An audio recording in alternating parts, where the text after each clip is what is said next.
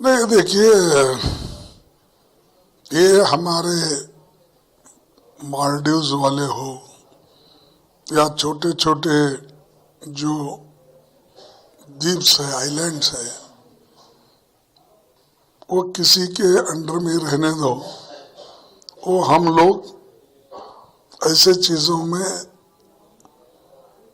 सब नेबर्स एक होके काम करना चाहिए, नहीं तो बाहर के लोग आकर कब्जा करते हैं। और हम जब अपने नेबर है, नेबर के साथ ठीक ढंग से अपना बर्ताव होना चाहिए।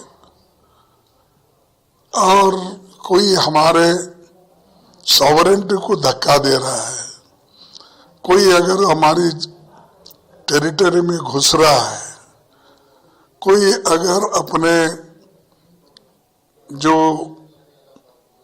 हमारे सुरक्षा के लिए धक्का है, तो ऐसे लोगों को हम सबक सिखाना चाहिए। लेकिन जो चीज बातों से बनती है और एक दूसरे के बातचीत से होती है, तो ऐसे में हम चुपी झगड़ा कर लेके एक दूसरे से लड़ने में कोई फायदा नहीं है।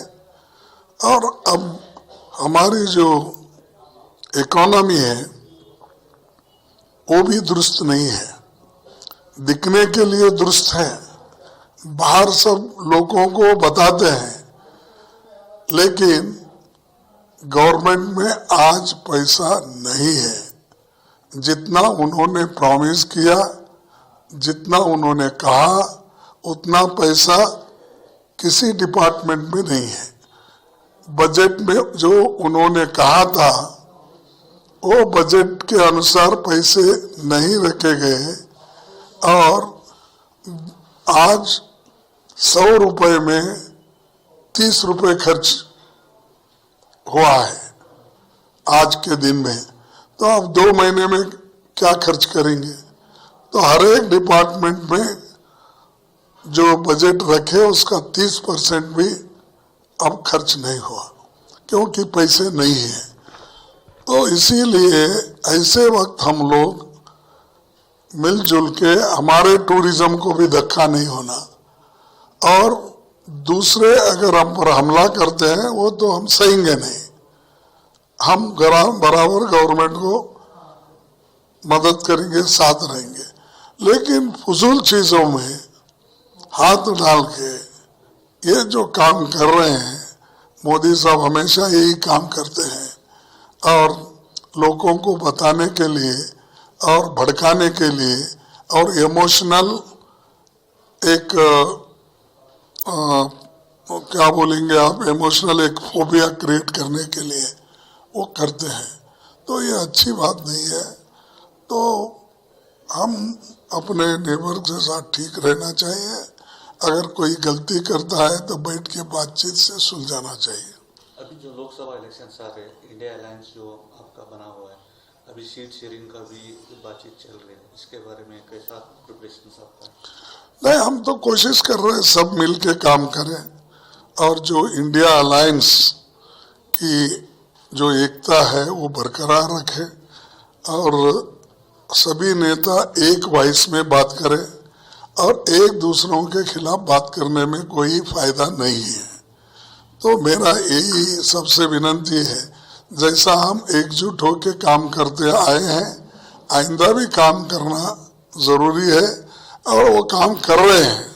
तो मैं चाहूँगा कि 2024 के इलेक्शन में हमारी सबकी एकता रहेगी, इसमें कोई यानी दो राय नहीं है। तो हम अपना पूरी कोशिश और ताकत लगा के बीजेपी को सबक सिखाएंगे। अभी सीट शेयरिंग का कब तक हो सकता है? नहीं, सीट शेयरिंग अपने अपने एरिया में वो तो कर रहे हैं और हमारे लोग भी जिस जिस जगह जो पूछना है वो हमारी कमेटी जाके पूछ रही है, तो वो जल्द से जल्द निपटा लेंगे हम। अभी जो राम मंदिर का इनॉग्रेशन है 22 तारीख को, आपका क्या स्टैंड है सर इसके ऊपर? नहीं, मैं अपनी राय परसों ही बोला हूँ, फिर बार बार बोलता नहीं। मैं प्रेस कॉन्फ्रेंस करके दिल्ली में ये कहा हूँ कि अपनी अपनी मर्जी, जो श्रद्धा है वो जा सकते हैं। बाकी के लोग जिनको इनविटेशन आया है वो अपनी राय दे सकते हैं। अब मेरे को इनविटेशन आया, सोनिया गांधी जी को इनविटेशन आया, हम तय करेंगे अप्रोप्रिएट टाइम पे। अभी जो आज ईडी रेड्स हुआ है जो महाराष्ट्र में, जो उद्धव ठाकरे फैक्शन के कुछ लीडर्स के ऊपर, ये पर्पसली कर रहे हैं डराने के लिए। और यहाँ हमारे पास किसी को डराते हैं, धमकाते हैं, ये काला धन जमाए हैं बोलते हैं, वही आदमी उनके पास जाने के बाद वो ठीक होता है।